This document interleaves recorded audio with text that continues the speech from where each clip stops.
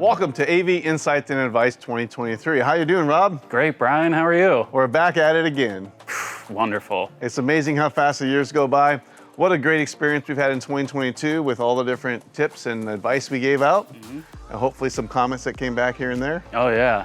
What do we have in store for 2023? So today, I think we want to talk about how can you get more attendees at your event. This is an issue I think that all the meeting organizers, meeting planners that we talk to have in the forefront of their mind. Part of growing an event usually is adding attendees year over year. So we want to talk a little bit about some useful ways to do that. And maybe also not just the number of attendees, but the enthusiasm component of your attendees. Yes, the excitement drives people to come to events. Yeah, and then if they have something to anticipate, then they're much more open for kind of that engagement that you're doing and those memories you're looking to create. So we're going to talk mostly today, I think, about the digital footprint, like how do we create an attraction to your event, kind of in the digital space, and what you might do as a planner or even just as an executive in a company when you're planning for your event. How do you create that draw? How do you create that enthusiasm, that excitement, kind of in the digital space? So I think it's important to be intentional here, right? So when you're designing campaigns, they're in the digital space, you're using social media or some other form to get the message out there about what your event is and why people should be excited about it, but it has to be intentional. And I think the other thing is that coming up with a strategy that sort of works across your whole cycle of events. So whether you're planning on an annual cycle or maybe multi-year, coming up with a strategy that encompasses as many of those things as possible can help you tie those things through over time. And what might be the starting point? So even though things kind of are going to flow between all your events, if you're looking for something in the future, when would you start promoting that event, or what would be the way you would, where would you begin? So I think you would start as soon as you're able. If you have an event coming up and you know it's a year away, or perhaps it's 6 months away, or even shorter than that, the sooner you get started, the more people you can reach. And so when you're using social media or avenues like that, making posts, creating content that's unique to that particular event, using the right hashtags, and then generating the buzz that people will pick those things up, repost them, use your hashtags is all part of it. Yeah, I've seen companies that will launch their event. They'll say, hey, they have a launch event where they post it on LinkedIn or on Instagram, and they create that hashtag and they create that announcement of that event is going to happen. And then you kind of have a unique name that goes with that event. And then you start to be able to build on that with different posts. And what are the different things that they should post, or what content should they use to help drive that excitement or enthusiasm? Oh, that's great. I think there's so much different content that you can use to help generate that excitement. So you do your initial event launch and you may come up with some really cool creative branding and theming, but it's really important to follow up on that. So, the overall event may have a certain objective or aim, but within the event, there may be certain categories that, are attractive to certain segments of your attendees. So being able to kind of break those things out and specifically target people who may be interested in those pieces of it. Yeah, I think giving it to them in drips where, it's not one big agenda where you're announcing your whole event and you have everything. Yes. I think today's, consumer likes to, enjoys getting things kind of in more smaller versions. And so announce one of your presenters, and then maybe a couple weeks later announce another one of your keynote presenters. Or maybe, throw in a little bit of content from the last event, maybe the most exciting moment or the most funny moment that occurred.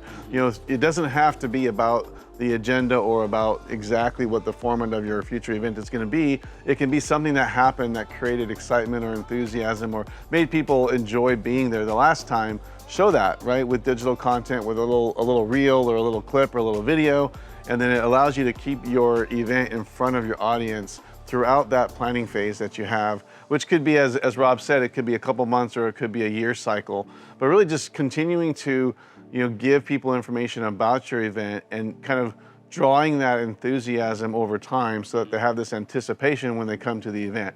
So then they get to the event, what happens now? So you kind of promoted it, we've had the hashtags, we've done Instagram posts, we've done LinkedIn articles, we've created this kind of excitement for the event and your attendee count is growing. What can you do kind of in the digital environment on site?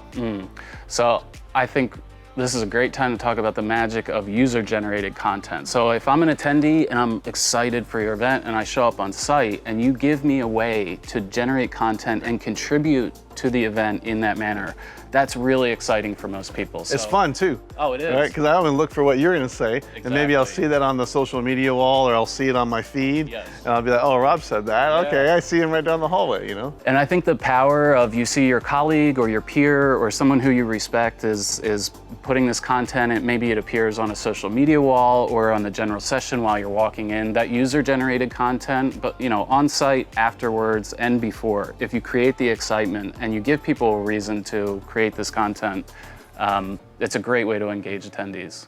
Yeah, so in the environment where you're kind of at the event, you can continue to post and you can continue to use your digital footprint to enhance the event, tell people what's happening that evening or that day, kind of follow up from what the session may have been about earlier that day. And then, following the event, you can quickly grab content and begin to let people relive what they just experienced, that last few days at the event, which gives them that kind of satisfaction that, hey, I attended the event and I remember I saw that, I was part of that, and it brings those emotions right back when they see a little clip or something that they can go to that was like, I was there and I was a part of that. Yeah. So how do you think, how can meeting planners or some of the customers that we work with or encounter, like how can they leverage their relationship with their production partner to make this easier? Yeah, I think, the digital strategy of promoting your event, has a lot to do with what you're extending outward. On the event, it's about how your event feels, kind of from an impression perspective. So if you've created this anticipation and you have the people who are excited to be there, when they get there, there has to be some wow factor. There has to be something that they say, oh, I'm so glad I came here, and they have this anticipation. Just like you're going to go to a concert or you can go to a party, you're kind of getting ready, and then when you're there, you want it to be something that really grabs you. And so, on the production side, creating that environment that is somewhat unique, somewhat creative, somewhat new, exciting, really helps to add that value to your event, once your attendees are there. Yeah. And then creating what you mentioned earlier about posting, creating a way for people to see their post, it kind of reinforces that and then allows them to share that with their audience, which extends the message of your overall conference out beyond just your users to all your users' networks, which then creates that enthusiasm for the future event or the event next year. And I think that's the best scenario you could have, is attendees are excited for the current event, they know about the future event, they're getting excited about that, they're creating content around that. I think that's an amazing scenario. So that's sort of a little bit about the user-generated piece of it. What if I'm capturing like recordings of my sessions on site?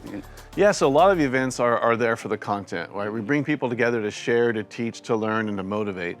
When you have your event, recording all of the content that you can, from your general session to your breakouts to even just your lobby environment and your F&B events, your dinners, allows you to then use that content to continue to kind of repost and generate that. So many of our events will record their sessions or their content, and they use that to generate revenue, for afterwards, right? Because that's a key piece. But it also can be used to really promote and enhance your event and the excitement about your event. So recording and capturing content as much as possible is very, very important to the overall strategy that you have in creating a digital footprint, because content is king. Oh yeah, yeah. And I mean, I love the 2-minute highlight video. It's very exciting. Right? We do love those. People love those. Yeah, for sure. It's a great way to get people hyped up. Well, I think one of the things that we wanted to share, with all of our customers and everybody in the industry is that don't forget to record your content. But having a digital plan for how you promote your event,